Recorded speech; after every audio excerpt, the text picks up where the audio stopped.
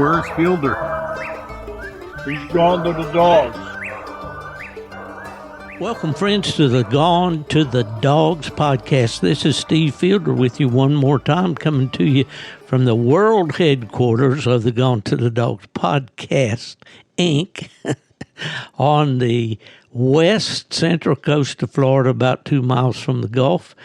And I have not one, not two, but three of the coon hunting sport's most famous and most recognizable personalities, and I'm just so thankful to get them all together in one bunch here.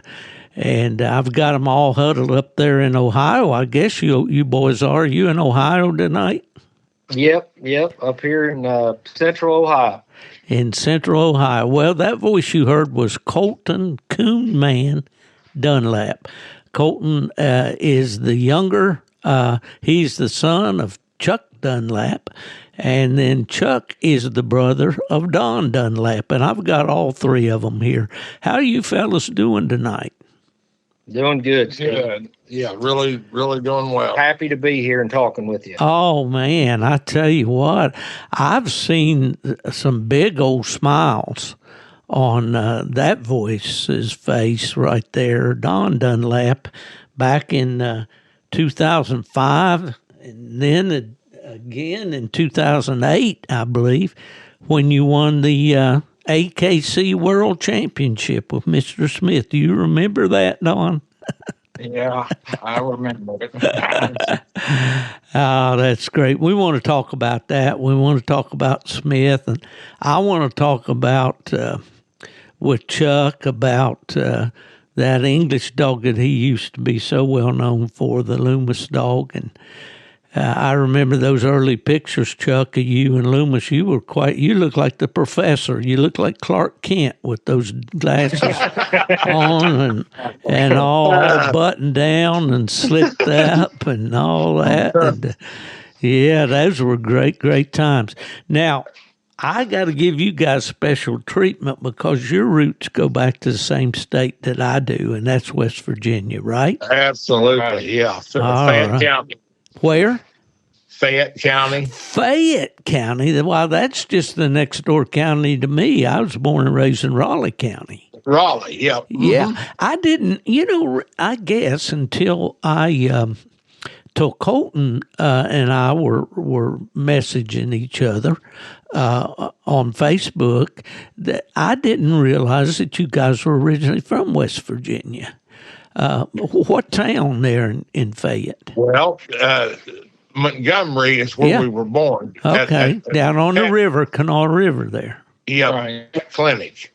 And me and my brother John, that has passed away, moved up here with Mom and Dad, and she went back. So my brother Don and Sean could be delivered by Dr. Peck.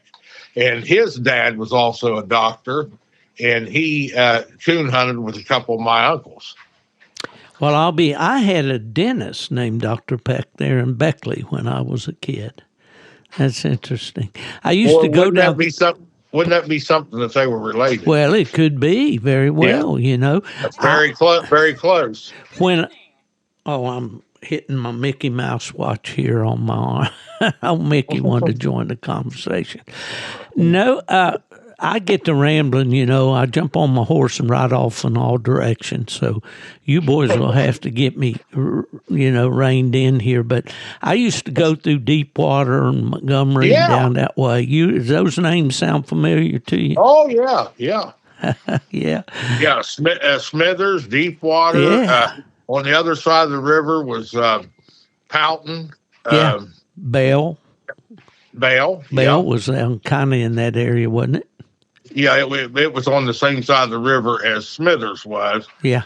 Bell was, but that's right after you get out of Charleston. You hit Bell and then get on 60, and it takes you to Smithers. And if you stay right on 60, you'll go to Rainelle and through Hawk's Nest and all that stuff. Me and Leon Childers was going to Virginia one time, and we took that route. Oh, boy. Just to do it. Crooked as a dog's leg, wasn't it? Yes, sir. Yeah, it is. But beautiful. It is beautiful, for sure. I was through there a couple of years ago. I'd been up to Randy Smith's in Pennsylvania and didn't realize I was coming back through down 79 on, or that corridor L, they called it, across the big bridge, and it was Bridge Day. And that's the day they let everybody, they close off the bridge and let people walk and jump off of it with bungee cords and all. So we had to go all the way around through some of those places we were talking about there to bypass that. Yeah. My daughter and I went down there and walked under the bridge. You did? Mm-hmm. Yeah. Put a harness on, and you walk on a little catwalk. Yeah, that's pretty hairy, isn't it? Yeah, I really liked it. It looked like ants down there. When you see people, it looked like ants. I heard old Bubba, that old boy from West Virginia, told me he took a flight somewhere, and he told the boy, they said, got on the plane, sat down by this old boy, and he said, "Boy, look down there, man, them people look just like ants." And the old guy said, "They are ants. We haven't taken off yet." Oh boy, that's enough dad jokes for me now, boys. Well, hey, Steve, you've been around all over, lived in several different places. The people in West Virginia is a lot friendlier than most people that you run into. That's for sure, Don. For sure. And, I love my home state. I see things on Facebook coming out of my town there in Beckley. It's kind of turned for the worse. Right. They've got drug problems and all kinds of problems now. But it was a wonderful place to grow up as a kid, but for everything but coon hunting. And the coon hunting really was bad. Did you do any coon hunting there in Fayette County? Well, I have went back and done it, but I never did it when I was a kid. We left there. I was 5 years old when we left there, and we went back a lot because my grandma and grandpa was still alive. Yeah. But I did go back down in Round Oak Hill. Me and Coleton went hunting down there, and we treed several coons. Well, the coons have kind of made a comeback. I don't know whether they were ever there. We used to have to buy them and bring them in there and stock them, we called it, and turn them loose and all. But coons were fairly scarce, but I hunted around those old strip jobs and up around above New River there, the years before I went to UKC. But yeah, well, we used to joke around back home and say in school we studied the 3 R's: reading, writing, and Route 21 to Cleveland. And now, where in Ohio did you go? Did the family go? It's between Newark and Zanesville. Okay. When we first come up here, we lived in town in Newark. And then we moved out in the country. Okay. Well, it is hilly around there, but you've got good coon hunt. Yeah. Where I live on a road called Frampton Road, and it looks like little West Virginia. Right. Yeah. Hemlocks. Oh, yeah. Big rocks coming out of the side of the hill and stuff. Oh, but we've got a good coon population. Yeah, for sure. Well, I was over there for some hunt at Newark, and I can't remember what it was. It might have been some kind of plot hunt, or it may have been after I went to PKC. It probably was. We had the plot a sectional, or not a plot sectional, plot days. PKC okay. Plot days. Okay, that's what it would have been then, I'm sure. But, well, that's great. It's always good to reminisce from folks back home, Right. I keep a little West Virginia, a little silver thing on each of my vehicles down here. And people pull up beside me, "Where are you from?" We'll talk out the window there. "Oh, I'm from Charleston. I'm from Morgantown. I'm from this and that," But it's always good to talk to folks from back home, isn't it? Oh, yeah. Well, I don't know exactly where to start here, but I know when I listened to Clayton podcast, Stark, Coleton, they kind of put you in the background. They didn't let you talk much until right at the end. We'll let him talk today. Yeah, they did. So okay. Let's set the table here. Chuck, how you've been coon hunting since you were a kid? How old were you when you started? I was 12 years old when I trained the 12. first dog that would run and tree a coon. Well, you've asked me my age, and I'm going to ask you yours. Yeah, now. I'll be 62 Valentine's Day. Okay, so 12 and 2, that's about 50 years, Bubba. Oh yeah, yeah. That's a good period of time for sure. Okay, well, you when you came up to Ohio, if I recall the story right, you got involved some with coon hunting. You had a blue tick. Well, Is that right? I had a Bert Noney give me a little English female pup, and I made her into a coon dog. And the next coon dog I had was a blue tick. He was went back to Doc's Blue Hustler. Doc Householder. Yeah, he was a nice dog. He was a real coon dog, Steve. Yeah. I mean, a good one, tight made, and could tree the coons. Well, Doc had some good dogs. I remember one time, here's another story. I'll try to be brief. I was a field rep for UKC starting in 1978. So I had to work the RQEs, and one of them I had to work was up there in Ohio, somewhere in that general area. And we had a question come in, and I think I had every one of Doc's handlers in front of the desk on me at one time. It was like a yellow jacket nest.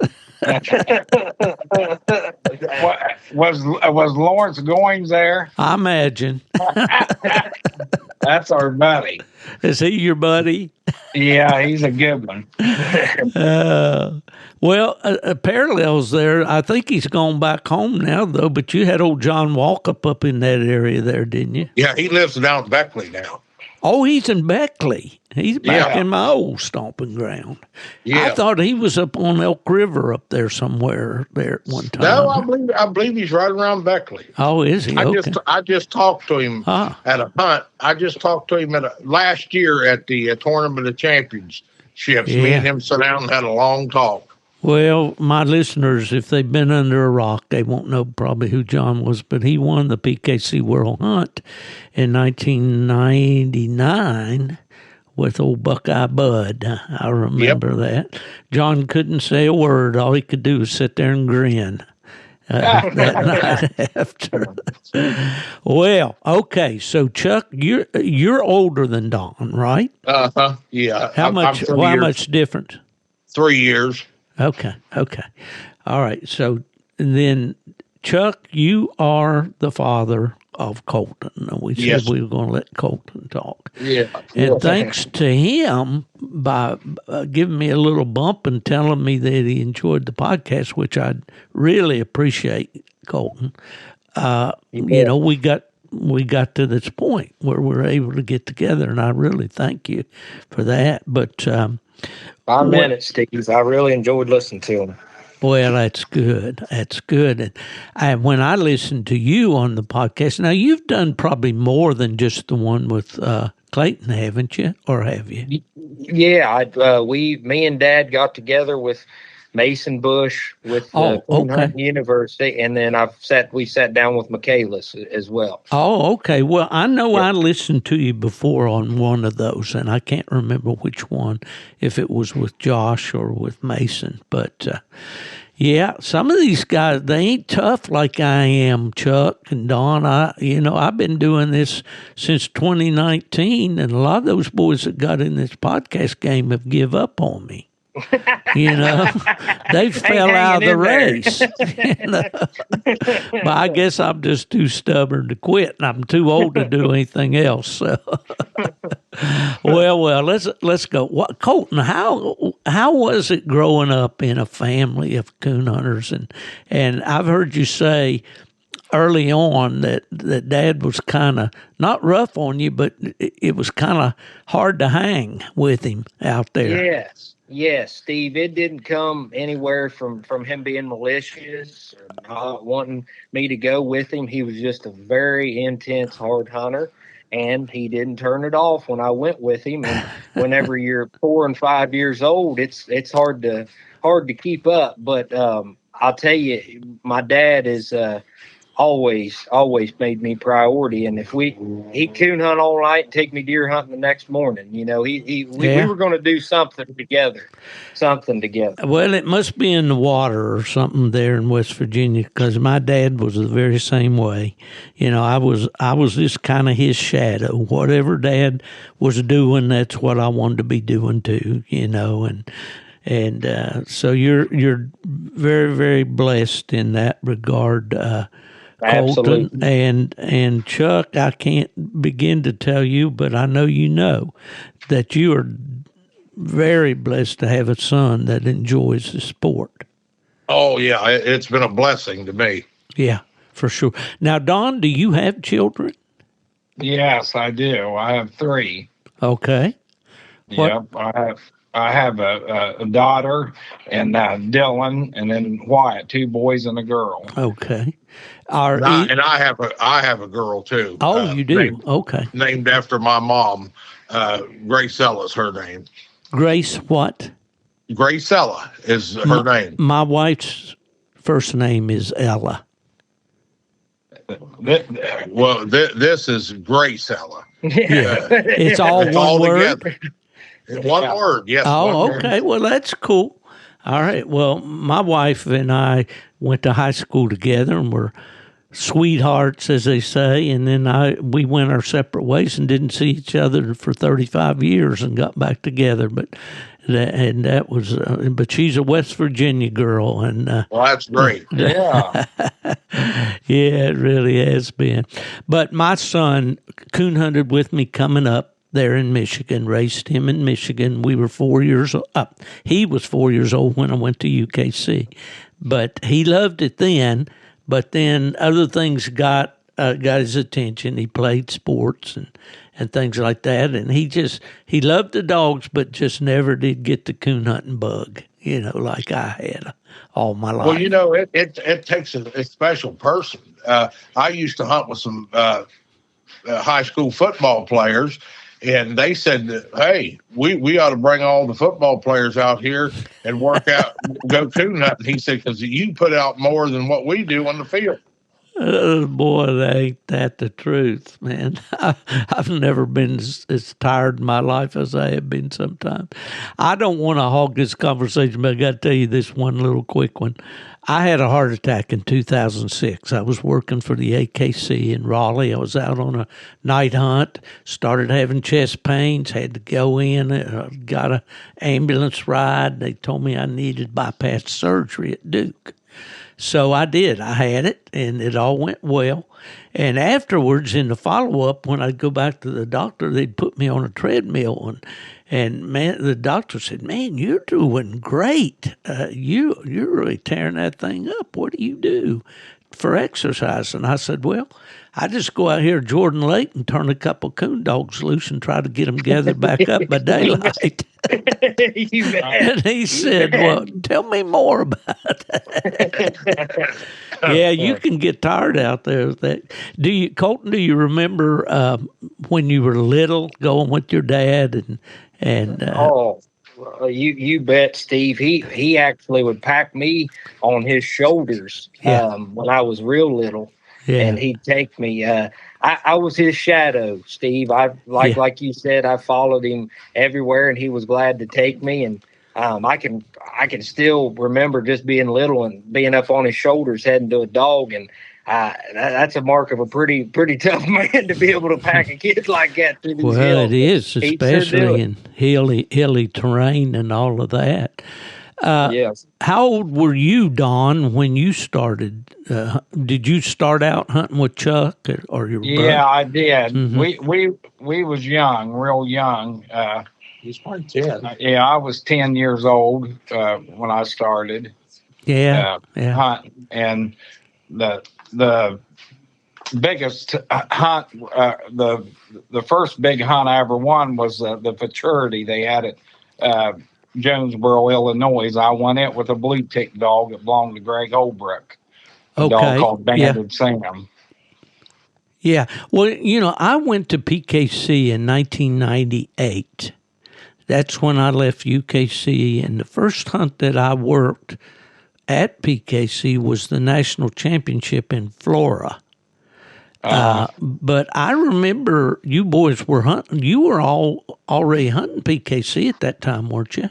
Right. 98? Yeah, we've hunted. Yeah, I started hunting it when it was PCA. Oh, that's right. Well, Murray Reagan, I don't know if you know Murray. He's out in Tennessee. I do. Yeah, he asked me the other day if I knew when and where the first PCA hunt was. I think PCA started in 1973. It seems to me that's the date, but I have no idea where they held the first hunt. I remember that Homer Hutchison won one, and I surely don't know the date of it, but he won it with a English male dog, and I cannot remember his name, but it was back in the late 70s. Oh, okay. Yeah. Homer was a dandy, wasn't he? Oh, yeah. He's still alive. Oh, is he? Oh, yes. I'm so glad to hear that. Yeah, we had some fun times with Homer. We had speaking of plot dogs there earlier, the year the plot won the UKC World Hunt was there at Mount Vernon. And Sizzling heat, yeah. And Homer, what a character he was. That was the year we had that boy out of Georgia to come back. He was going to whip Homer. Do you remember that? Now, I don't believe I was up there. I'd sold a dog that was qualified, and I didn't hunt it. Yeah. That old boy, I don't know, he had gone out and got into the spirits a little bit and come back in and thinking about what had happened on a cast earlier in the week. And, we had a little ballyhoo, and that guy got to spend a couple weeks up there in as a guest of the county. I see. But those what they call the good old days, Coleton. Nothing like that ever happens nowadays, thank God. Yeah. Unless Norm's that maybe. But. Yeah. Okay, well, great memories. I know I'm bouncing around here, guys, but Chuck. It's all right. Yeah. Well, that's what this thing is. It's just a group of guys getting together, talking dogs, and having a good time. That's what this podcast has always been. And this one right here, Gone to the Dogs, is now in its, I think, about 212th or 13th episode. And before that, I had one with Chris Powell we called the Houndsman XP, and then later on one we called Nightlife Nation. And altogether there's been over, I think, 330 of them altogether. But it's just been a blessing to me to be able to get together, with guys like you and talk dogs and talk things that mean mean the most to us. Well, Coleton, I'm going to go to your dad here just a minute and ask him about this Lumis dog. Now, Lumis was one of the most famous English dogs that I knew of back in the day. Well, he's still to this day the best dog that I ever put a snap on. I never owned him. I just hunted him and handled him. And he was quick as lightning, accurate. He wasn't what I'd call a strike dog, but back then he got a lot of first strikes just on his hunt. And you could send him across a wide open field and he'd be to that woods in no time and have a coon treat. And he operated like that every time you unsnapped him. Well, now, as I remember looking at Lumis, he was kind of an open-ticked blue dog, wasn't he? I mean, he wasn't...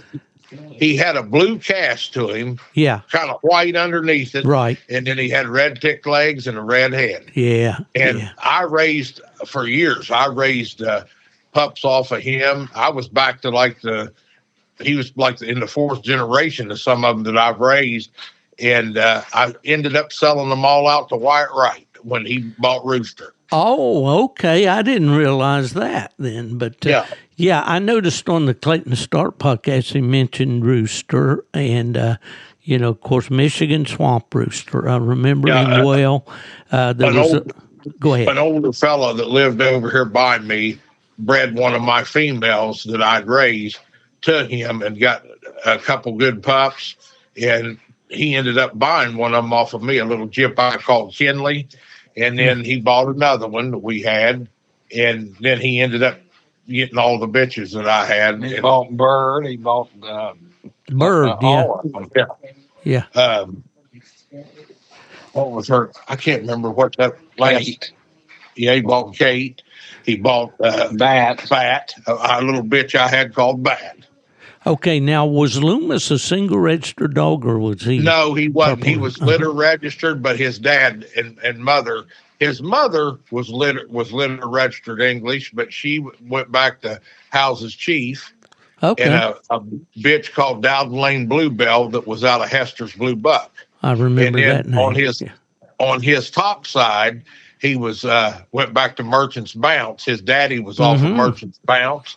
He was a full walker dog, but they breed transferred him. Oh, okay. That was back when you could breed transfer. Yeah, like Hard Time Spec. Yes. They called him Crazy George is what they called him, but now his kennel name was Bowles' Johnny Reb. Okay. I got you. Well, Lumis, good mouth? No, I wouldn't call it. I'd call it a good bitch mouth. It was a high Pearson type chop mouth that you could hear forever. I mean, you could hear him was a so-called big mouth dog. If he was on the other side of him, you could hear him. Well, I learned that years ago bear hunting with my dad, that those high-pitched mouths like that will carry. They're what I love. I love that high-pitched mouth. Yeah, for sure. Well, okay, so what were the years there that you hunted Lumis? Lumis? Oh, Lordy. 82. He won the... Yeah, 82. 82 and 83. I hunted him all of 82 and all of 83, and then I started raising dogs off of him myself, and that was it. I thought I'd be with them my whole life, and I didn't. I actually sold myself out of business. Well, I see where Ike Rainey's doing that down here in Florida right now. He's kind of selling out, it looks like. Got a lot of dogs for sale. Okay, well, 83 was in January was my first experience being the manager at UKC. I came up there in January of 83, but I guess I knew you, Chuck, and seen you and your pictures and with Lumis and the ads and all that stuff. Didn't know too much about Don until I went to... I was just 18. I was 18 then. He would have been a lot younger, but now he come on the scene right after that. And, I've always said about him that he's more like a type of person that he don't beat you by rules. He can listen to a dog, and he knows every dog out there, and he knows what they're doing. And he don't make a lot of mistakes. He don't. Yeah. Well, that's what we try to tell. We've got a boy hunting a dog. He took him as a partner on a young dog there in North Carolina, and he's just, he is so excited about getting into the night hunts and all that. He's not young, but he's young in coon hunting. He's about 40. And just tell him, and you got to learn the dogs, just listen to. And he's been a dog man. He was a hog hunter. But listen to those dogs and learn those rules, I think that's probably... Did your dad give you any kind of instruction like that, Coleton, when you started? Oh, yes. Steve talking about that, learning the dogs, I don't want to say it's a lost art, but it kind of is with these Garmins nowadays. You know, you cut loose on a cast nowadays, everybody's looking at that screen. And when I was young and first started hunting, that there was no distractions, no looking at a Garmin. You was listening to the dog, and that's the way I was brought up with Dad. You know. Sure.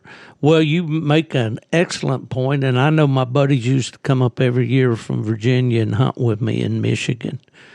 And, of course, you know, they'd be standing around talking, laughing, joking, all this. And, man, I know they thought I was being pretty unsociable, you know, or antisocial, but people say that about me.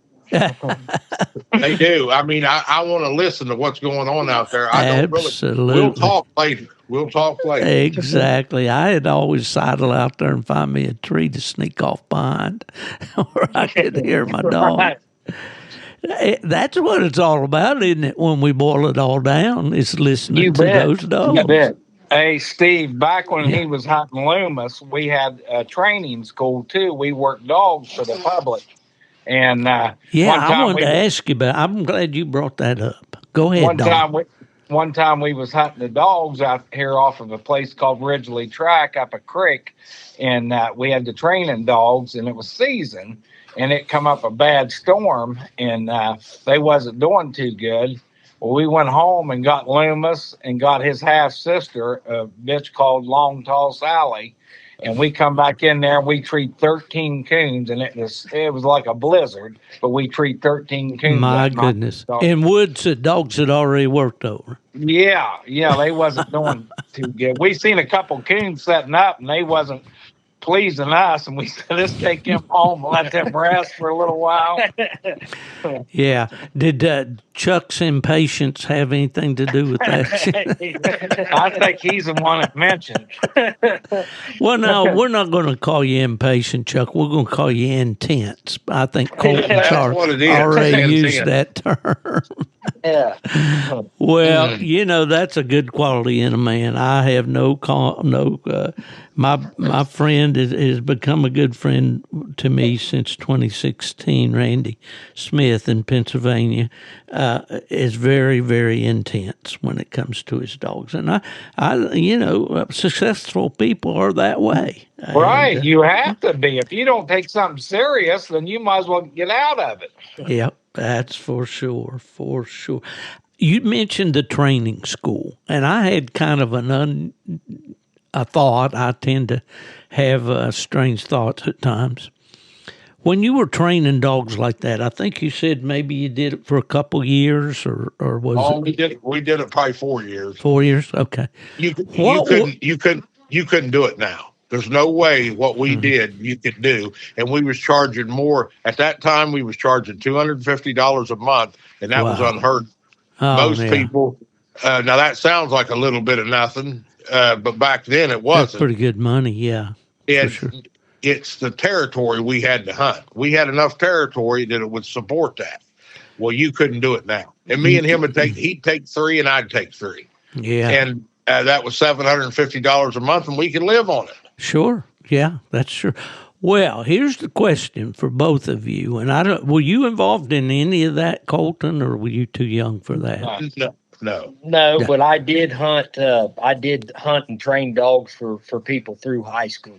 Yeah, and he got $1,000 a month. Yeah. Well, you can join in on this too. Then on my question, what was the biggest thing, or the most important thing, or whatever you learned, all three of you individually, however, about coon hunting through training dogs for the public? What did you learn? Well, Steve, I'll say my piece because I probably got the least amount of experience with it. But I'll tell you, the biggest thing that I learned is sometimes people.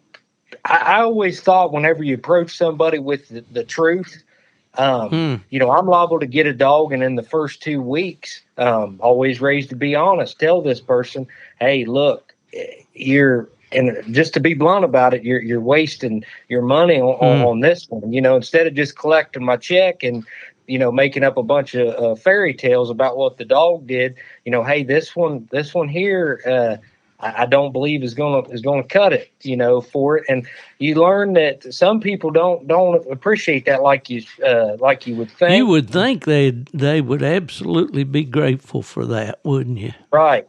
But it would make some people sour. Now that didn't happen to me with everyone that I did, but I've had it happen to me. That never made me change from telling the truth, But, yeah.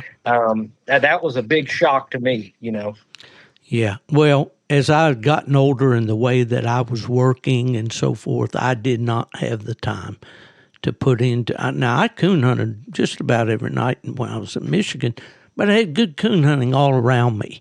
I didn't have to go 10 minutes, 15 minutes from the house, and I was treeing coons, But I've used training pins and trainers in the past, and they're not always truthful with you. Right. What did Don? What about you? Did you pick up anything during those training years? Oh, just like Coleton said, they don't. Most of them, not all of them, but I'm hunting dogs for the public right now. I had a guy bring a dog up here. I won't mention no names, but he wanted me to hunt with it.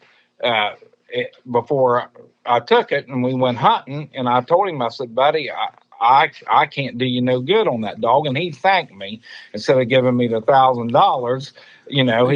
I thought he'd go ahead and keep that because, I knew I couldn't do nothing with her, or was pretty sure I couldn't. And it's nothing but a headache hunting a dog that is no good, Yeah, well, from my standpoint, I think you guys all will agree dogs need to be hunted. And that's probably what the short thing about most all dogs. They just are not getting hunted enough. They don't get put in the woods enough to develop what they have. Right. And that's all you do. You're not a trainer and you're not a miracle worker. You develop what they was born with. Well, exactly. And I think that's something that we lose sight of sometimes. And, we expect these trainers to, put more tree in him, take less babble out of him. That happened when that egg met the sperm, and you can't do no more than what they're capable of doing. Right. I was talking to Ronnie Bone yesterday, and he said, he said what little bit of winning that he done, the reason he won was his dog was always in better shape than anybody's on the ground. It could tree a coon at 7 o'clock, or it could tree one at 4 o'clock in the morning. And a lot of the dogs don't get that late night hunting, and they're not prepared for that. Chuck always hunted and hunted hard, and I did too. When I had a dog that was that I knew could win, I'd do everything I could to have it in the best shape, ever. Well, you mentioned Ronnie Bone, and of course, when I was in PKC, he was very active.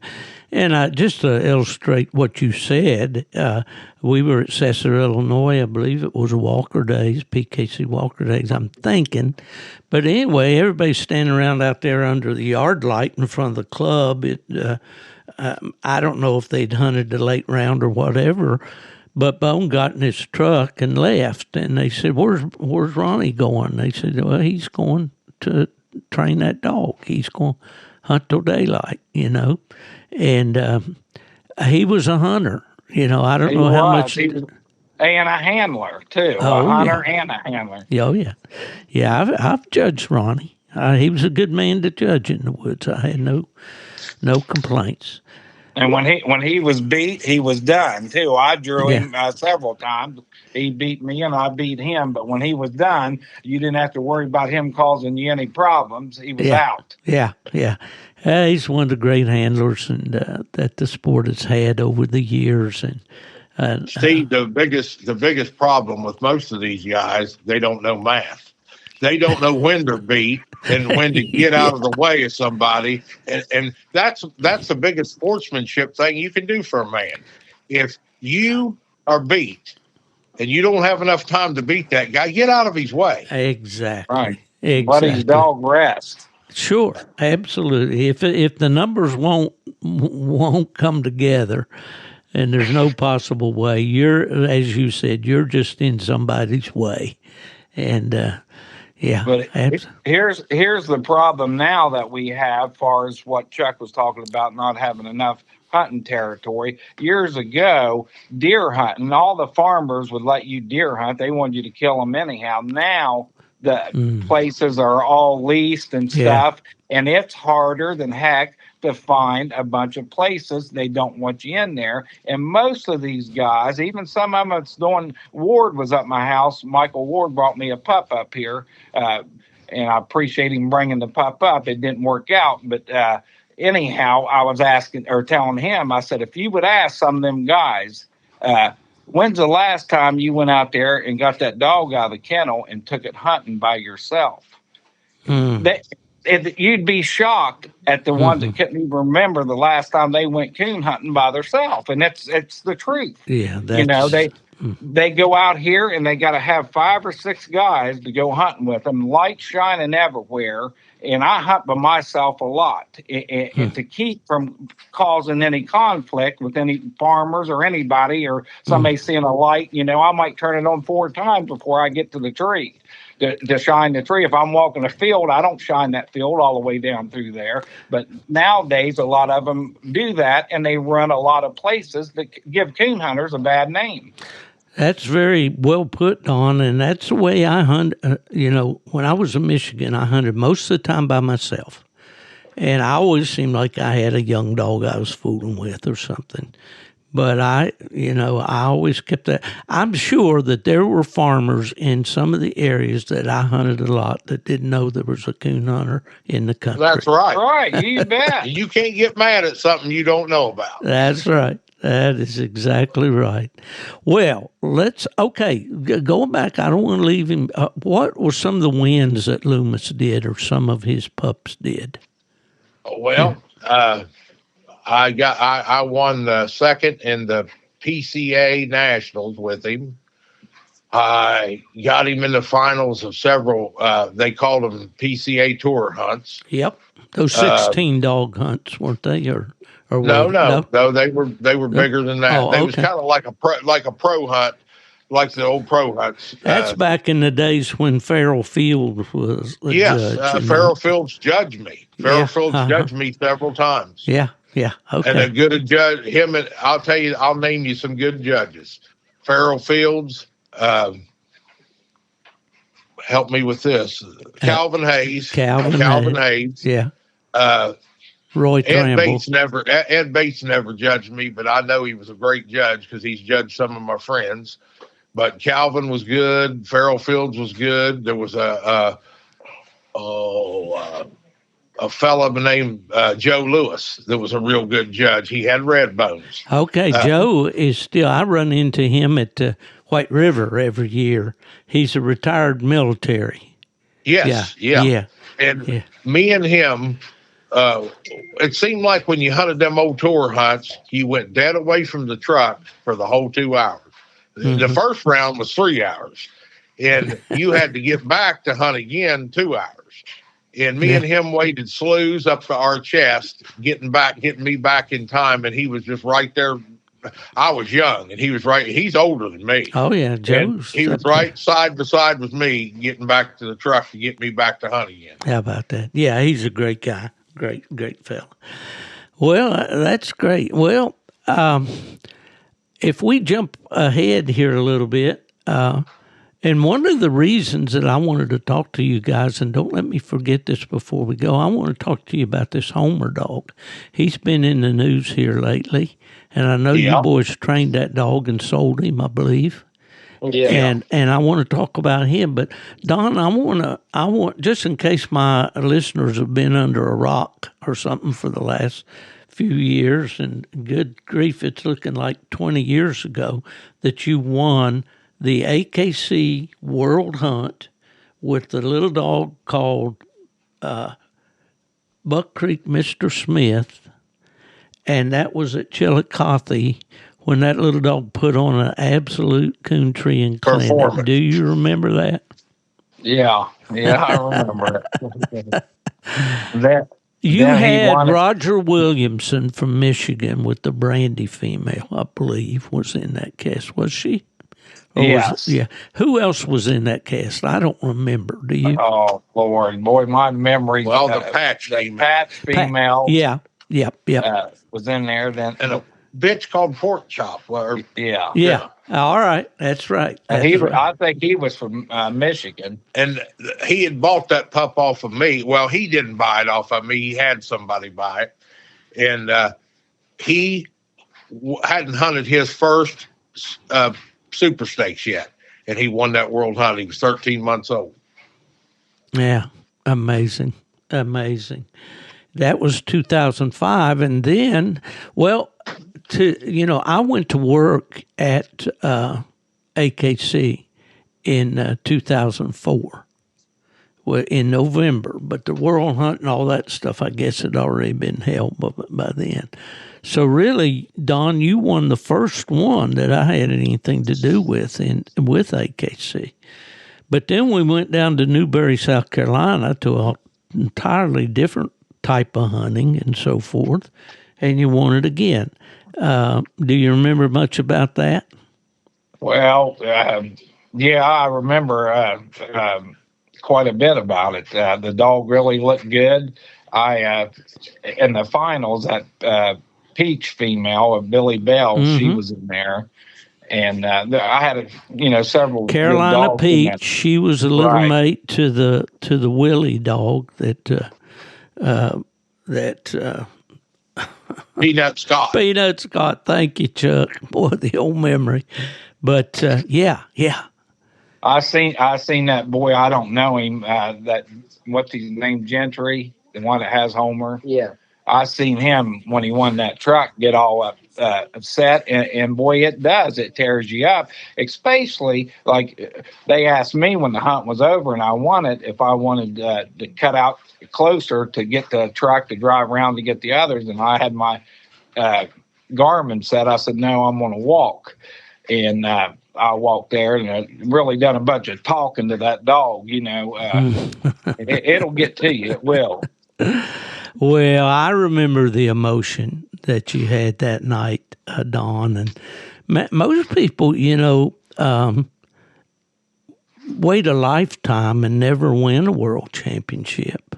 And I haven't. I've tried a lot harder than the rest of them. I've never won one, and I've come close, but I haven't won one. It's an achievement, and to the credit of, if anybody tries to throw any shade on the fact that you won the AKC World Hunt instead of the UKC or PKC, there's two of the most prolific stud dogs, most popular stud dogs in the world in recent times won the AKC World Hunt, the Frogger dog and the Willie dog.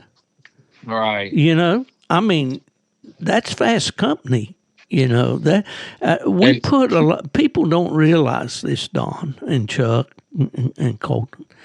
We put a lot of sweat and blood into that AKC program to try to make it what we thought it could be, the best that it could be. And I had some guys working with me that were just absolutely top drawer. I thought it was outstanding. Yeah. I thought it was outstanding. Yeah, well, and we really tried, and it all boiled down to registrations. The coon hunters had the UKC and the PKC already, and they really didn't need a third registry to keep their records. And they did not register their dogs in a great enough supply, to justify the money we were spending. And we were spending a lot of money. But anyway, I just want you to be, if you're not, I believe you are, be very, very proud of winning that AKC World Championship, not just once, but twice. Yeah. And then he won the UKC World Hunt. Yeah. Tell me about that now. Oh, that was a dog called Mr. Clean, and he was a real outfit. Oh, yeah. And you handled him, huh? Yeah. Yeah. Okay. Well, see, I don't know what I was doing at that time. Well, I retired at AKC, so I imagine that. What year was that, Don? That was in 2010. Okay. Well, that wasn't very long after. Took a couple years, yeah. Okay. Well, all right. Who's going to tell me about this? Okay. I gotta make this transition from these English dogs, and then you were handling the dog for Larry Weaver, Don, when you won those world championships. Right. Right. But now you guys went all out Buck Creek. Right. And when did that transformation and that commitment and all that, when did that come together? When I hunted with a dog called Buck Creek, buckshot. Okay. I'd hunted with drum before, and I like drum. I seen drum look good. I put drum out of the PCA Nationals in 1982, and we didn't have no great hunt down there, but my dog done enough to win. That was Charlie Butler's dog, right? Or yes. Mm-hmm. And Kenny Burris was hunting him at Darby-Della High, and I judged him, and I liked him there a lot better than I did down in Kentucky, because we run a bunch of junk, and my dog was involved on it too. Wasn't just drum. But later on, I hunted with a dog called Buck Creek Buckshot that it really impressed me. And when I seen how he operated, I thought, I got to have me some of that. And that's how I started with him. I got a eye knot, red hot eye knot was the first. Oh, yeah, Al Nunneman. Well, Al got her through me. Yeah, through me. My mother lost a leg, and I couldn't hunt her in the super stakes. And I knew Al, and I told Weaver, I said, there's a good man to hunt that dog for you. And he did. Yeah. Well, okay. Being a dog man, I tend to look at things. I can kind of look at a Walker dog and tell what his bloodline is just by looking at him. Now, these Buck Creek dogs got a distinctive look to them, their head, their color, and so forth. Where'd that come from? Well, I would say back. I'm not sure if Lee Kearns had anything. Well, Lee hunted with a lot of those dogs back in the day when they were developed. Kentucky River Rock and Kentucky River Route started those dogs, and that was that Kreider, Herman Kreider, I think, had something to do with those dogs back then. What was that one dog? I was thinking earlier today. Everybody talked about what a tree dog he was way back there. That's in the pedigree of those Buck Creek dogs, and it was the.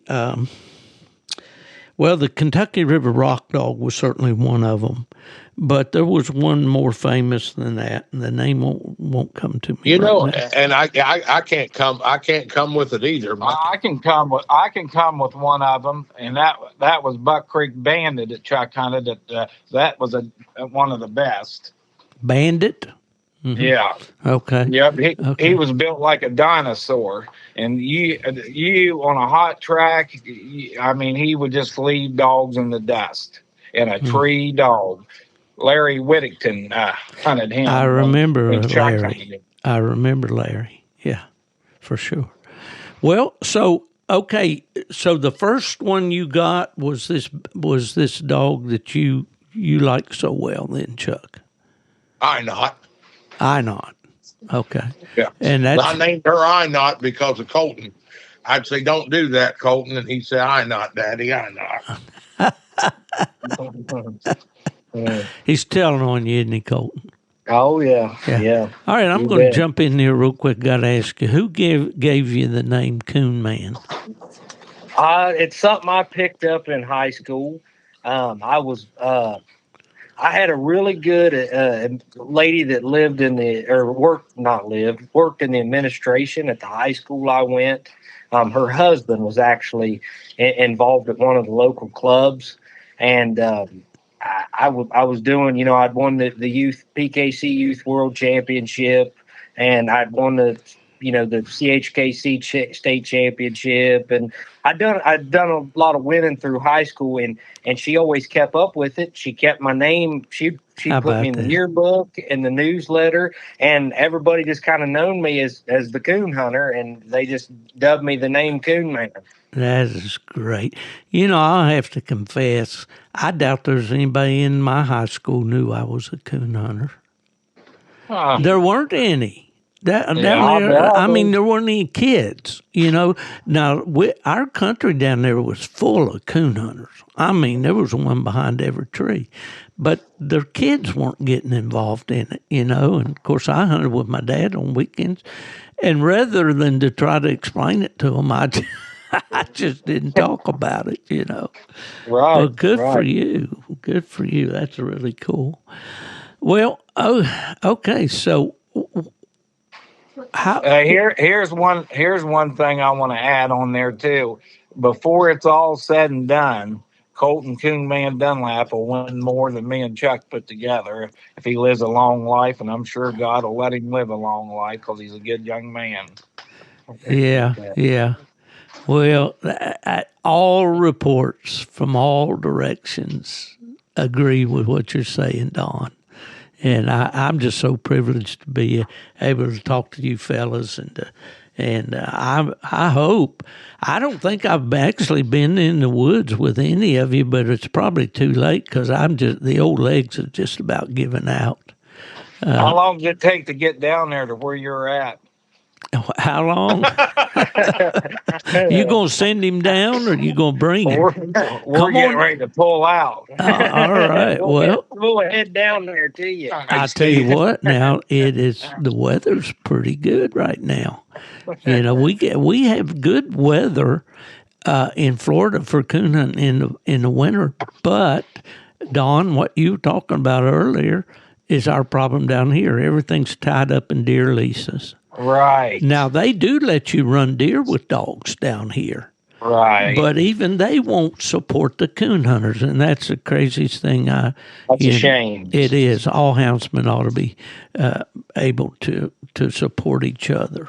All right. Now, you got to... I want to say something, Yeah. Steve. I want to say something. Absolutely. One of my proudest moments with Coleton was the PKC got a hold of him to talk to the youth last year down there. And the talk that he give, it's on, I think Michaelis recorded it. Okay. And you can look it up. I will. It was really worth listening to because he didn't talk as much about winning as he did how you're supposed to be and the Lord. And that's awesome.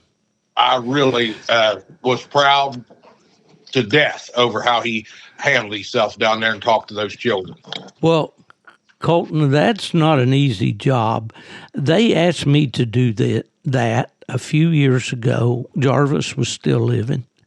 And I went to Salem, and I did. I spoke to the youth there at their dinner and all.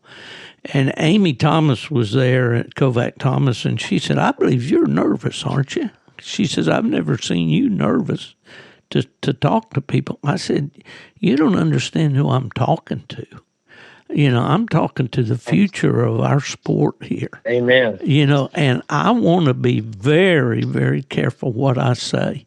That will do nothing but encourage these young people. So hats off to you, Coleton. That's great. I would definitely go and listen to that. You listen to that, and you'll be proud of him too. Oh yeah. Well, I already am.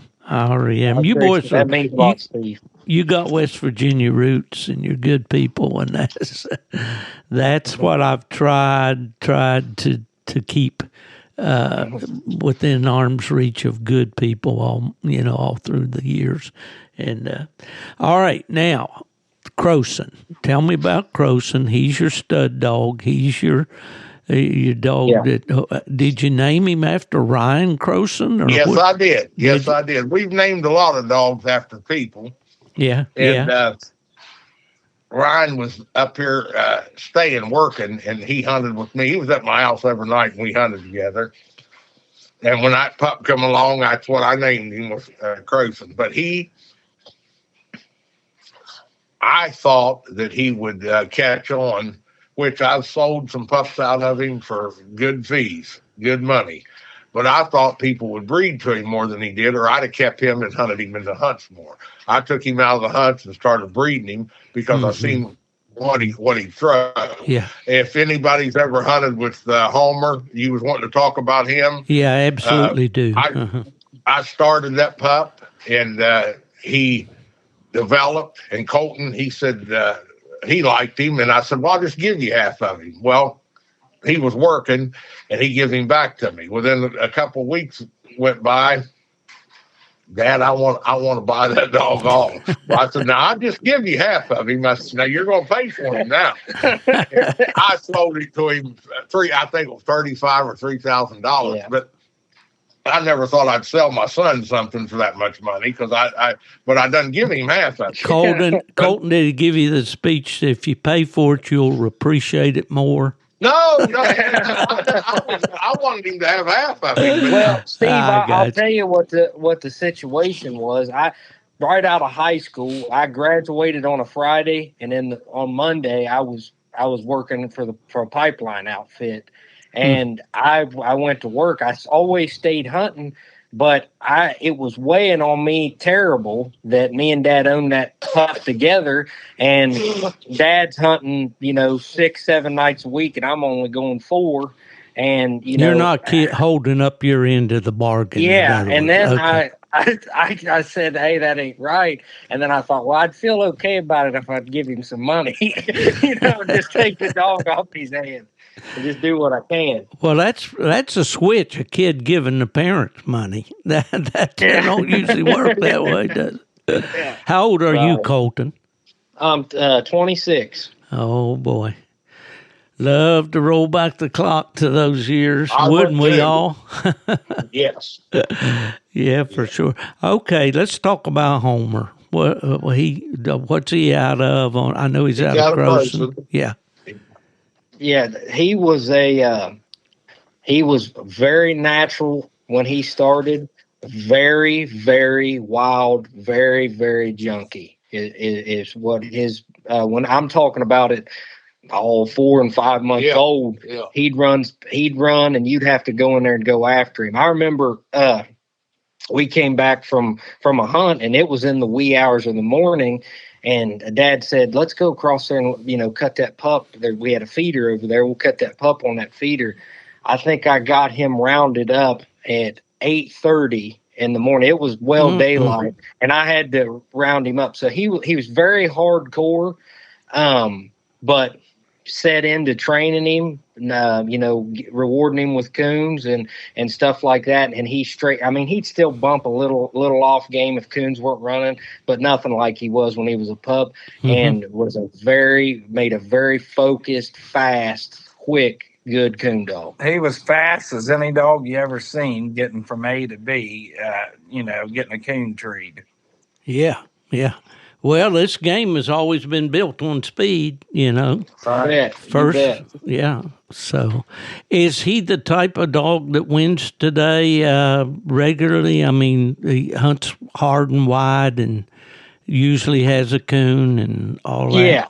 Yeah. Now, from talking to Austin and his older age, I think he will tree a coon in between. How am I trying to say this? He might tree 2 where he may have only treed 1, talking about distance wise, he'll pop that coon close and then dive in there. But whenever I hunted him, he'd get deep pretty much right off the bat. He done some nonsensical stuff, that he shouldn't have been doing. Oh, yeah. That sounds like a teenage kid, doesn't it? I mean, we all did some stupid stuff that we shouldn't have done. But, I think what you're talking about there is about him picking up that extra coon in between. That just comes with age and with experience, and he's thinking more over his head than he is out there in front of him. Maybe. Right. And he's been pretty hard on his body. His old body can't take them long johns in there. He figures I'll eat right here instead of eat way down the road. You know what I mean? How old is he now? He'll be 6 this New Year. He's born on New Year's. Okay. Well, so Chuck, you said now you probably haven't bred as many as you'd hope, and I can understand that. He's got 178 pups is all he's got. And he's kept me in a coon dog.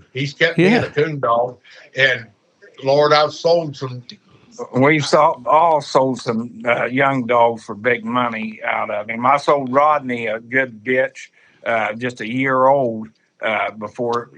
She was a gold champion. Yeah, I made her a gold champion before she was a year old. Yeah. Well, we're experiencing a little of that with the dog that we've got. He just turned 4, but he was a night champion at 13 months old, and he's a quad grand and 2 on every category. You'd think the plot people would be just and that's all window dressing. He's producing. His puppies are doing really, really good. Just had one finish the night champion at 15 months old here the other night. Wow. But they don't breed to him much. They plot people breed in their backyard.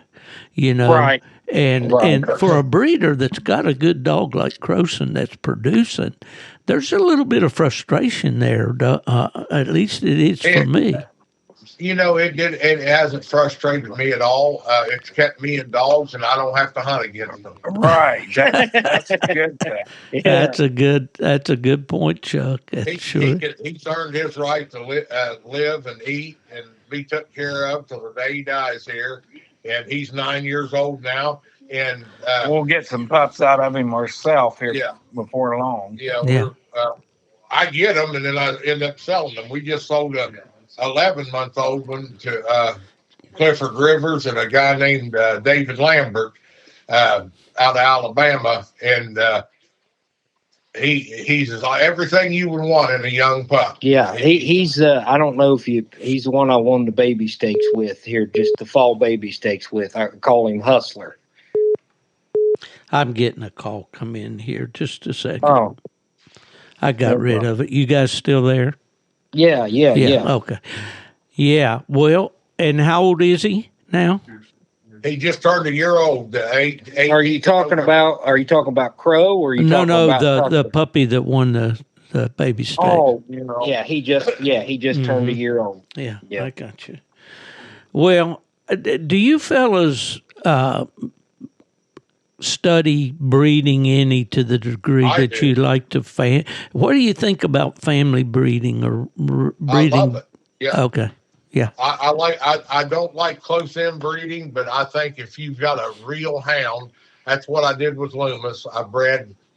I put him strategically in that pedigree as line breeding him, not inbreeding. I've never made no cross to brother, sister, or mother to father, or son to daughter, or son to father, or daughter to mother. Right. I never done any of that, but line breeding I have. Yeah. Well, I was always a proponent of that. We did it in our own dogs. My dad was a bear hunter, and that's what he bred for, was bear dogs. But I always liked those uncle-niece crosses and things like that. And when I was at UKC, I found out that we had a discrepancy in what we were calling inbred. We were actually, by UKC's interpretation now, the only inbred animals are like a father-daughter, mother-son cross, or full brother and sister. That's where I got screwed up just a minute ago. Mother and son and father and daughter, I don't. Yeah, that's as much inbreeding as you can get. When you do that, you're inbreeding as much as you can.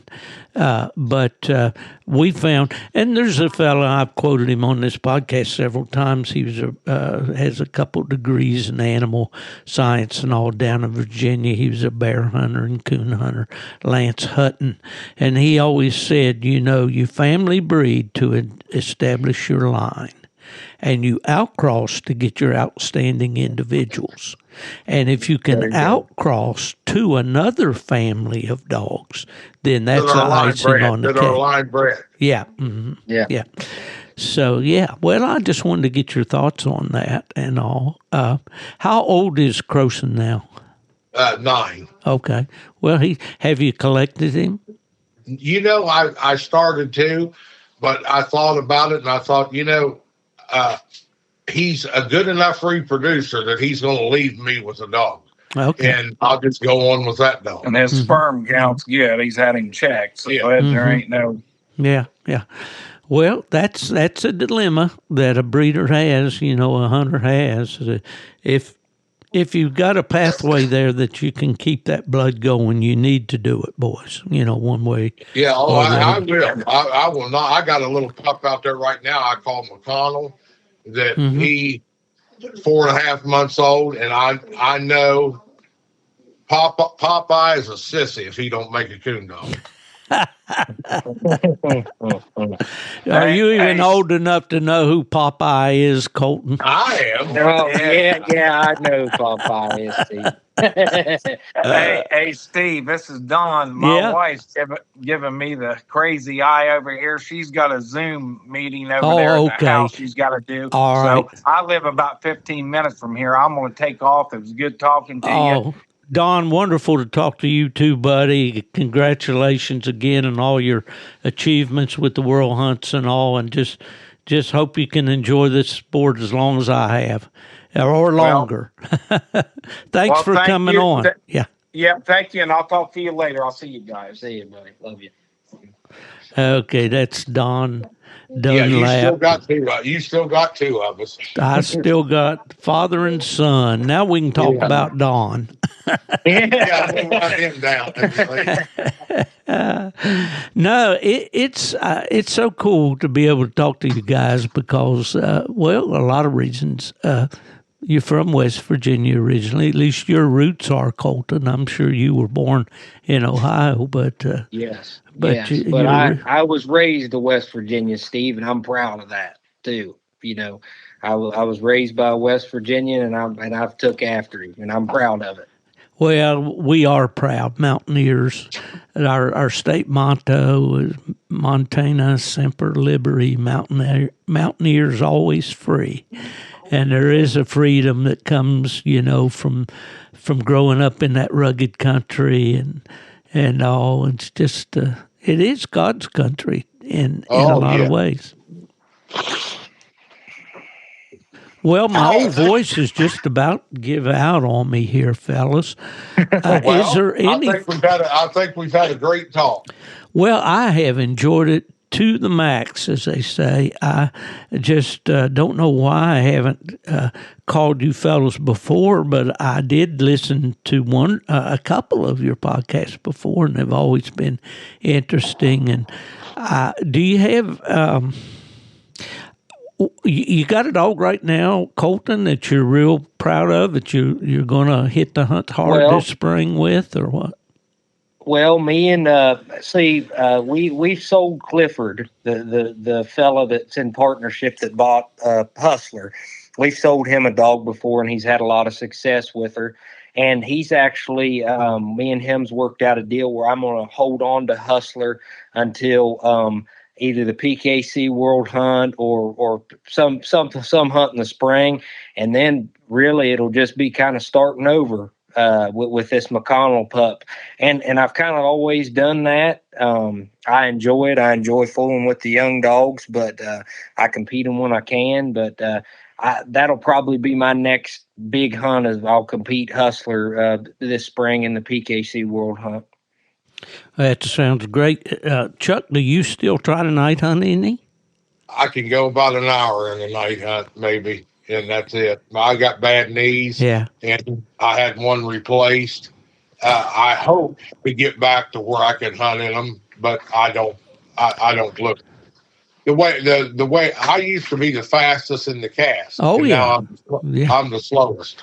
Well, I was that way. I used to laugh walking back to the truck, up on those PKC hunts in Michigan, and I'd have them strung out behind me like street lights, Hey, and I loved that. I did too. And I'd laugh under my breath, and I think I'm getting paid back for it. Yeah, that's what my dad told me. He said, "You slow down, Steve. You walk too fast." I said, "These paybacks are tough, aren't they, Dad?" Because I I guess he was like with me, like your dad was with you, Coleton. Man, he walked me to death in the mountains. Well, I got one question I want to ask you about Croson now. I know he produces good dogs. Does he produce dogs that are like him, or is he just producing good dogs?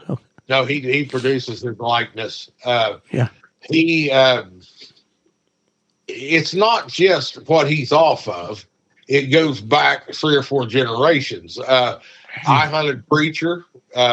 Preacher is his gray. Let's see. He's off of Johnny Be Good, and Johnny Be Good was off of my Jackson dog. I called him Doug Jackson. Doug Jackson, I remember that. Doug Jackson was off of Smith and a Buck Creek banded female.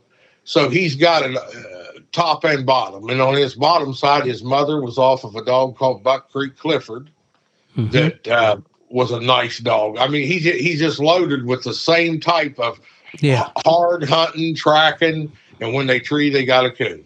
Yeah.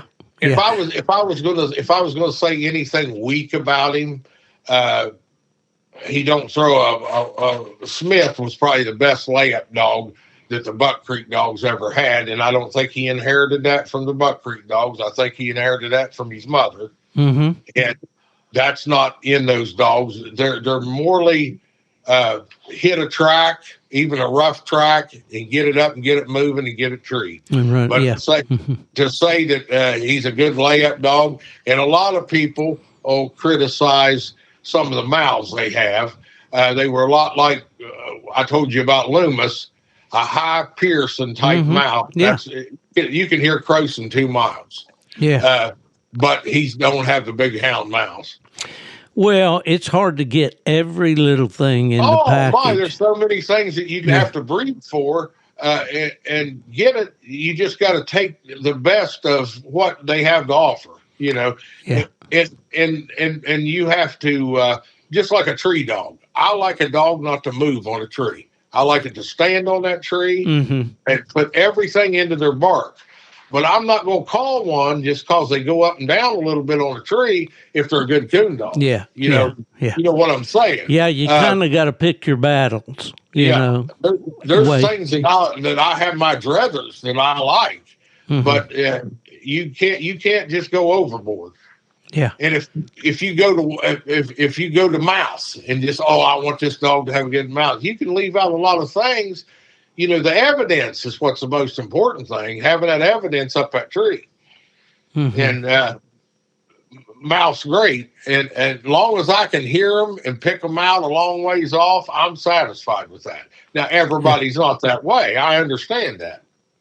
Well, we are all different, but it's very wise. Well, you know, the Bible talks about treasures in earthen vessels. Coleton, because of my work and with the kennel clubs and all that, I didn't get to continue on the work that my dad did in breeding his dogs. And I'll always regret that. Now, I've got dogs with that same kennel name, but they're not the same line of dogs. And I hope, and I think that that you'll be able someday, you know, God forbid, you know, you're going to, anything happening to you, you're going to outlive your dad. And you're going to be the one that decides whether or not to continue on. And I think you got a great tradition here, not only your family, but in these dogs. And believe me, you know, they got a good rep out there across the coon hunting world. The people respect these Buck Creek dogs, you know. I sure appreciate it, Steve. And I really want to say I've been blessed. I could end it there. I've been blessed. I've got a. What's that, Steve? No, you go ahead. I'm agreeing with you. Oh yeah, well, I've been blessed. I've got a mother and father that have always put me first. I've got a sister that I love. Not only I love like a sister, but my best friend. I've got a wife that I know that my mother prayed long hours in the night for me to meet, and I've got a beautiful, beautiful blessing of a daughter. And awesome. And this coon hunting, I love it. I do. But I love, I love getting the win. I love seeing a young dog tree its first coon. It's probably some of the things before the lights go out for me that I'll think on. But the greatest thing that this coon hunting's brought for me is the relationship that I've built with my father, and it means more to me than anything I could win or anything. And it'll be tough. I can't even hardly talk about it, Steve. But it'll be tough when he goes on to keep going. But I hope I can make him proud. Oh, well, yeah. How about this? Is he making you proud, Chuck? You bet he is. You bet. Giving his sister the best things I ever done in my life. Absolutely. Well, this is what I set out to achieve with these podcasts, is bring good people to the microphone that have good stories to share, but most of all that they're good people, and I am so thankful to be able to call you guys friends. I've met people all over the dog world for many, many years, and I really do love and respect you guys for what you've done and the family aspect of everything and all. It's just awesome. So I just want to thank you. Have I left out anything that you thought we should have talked about tonight? No, Steve. Well, no. Look, buddy, we can do it again. Well, let's do. Absolutely. There's no reason. There's going to be lots of stories. You can't get a whole lifetime in an hour. No, not at all. And boy, this, as we're recording this, it's on Friday evening. Next Thursday will be Thanksgiving. Now, this podcast will not air until the Monday following Thanksgiving. And by the schedule of things, the way we have to get them in and so forth. Right. But so it'll be a belated Thanksgiving wish to you guys and to the Dunlap family. But I just wish you a great family time and much continued success with those Buck Creek dogs. Hey, and you have a good Thanksgiving, and if you ever get up this way, we'll carry you coon hunting. Well, I'd love to go. If you got a side by side, I could park its old carcass in, or a four-wheeler. Buddy, or something. I got a Tacoma that I'll drive like. Oh, there you go. I like that. As the old boy said, more better. I like that. Yeah, more better. Well, Chuck and Coleton, and we said goodbye there to Don earlier. It's been a real joy to have you on the Gone to the Dogs podcast, and we'll certainly look forward to the opportunity to talk with you fellows again. Have a great holiday season, and maybe I'll see you at one of the hunts in the spring. I hope so. I hope so. Yeah, you bet, Steve. Okay, well, you guys take care, and I'll let you go. All right, see you, Steve. See you. What a great interview with Chuck, Don, and Coleton, Coonman, Dunlap. Those guys are just awesome, and I'm just so thankful to be able to have the opportunity to talk to them here on the Gone to the Dogs podcast. I will say that I want to thank Buddy Woodbury and the good folks at W Hunting Supply for the continued support that allows this podcast to stay on the air, as we say, and for those of you who are listening for the first time, we hope you'll come back and be with us. We produce a podcast each week. They drop on Monday mornings, usually about 5 a.m. for those of you who are going to work early. But this is the old coon hunter, Steve Fielder, saying, if you wonder where I am, you're pretty safe in betting that I'm gone to the dogs.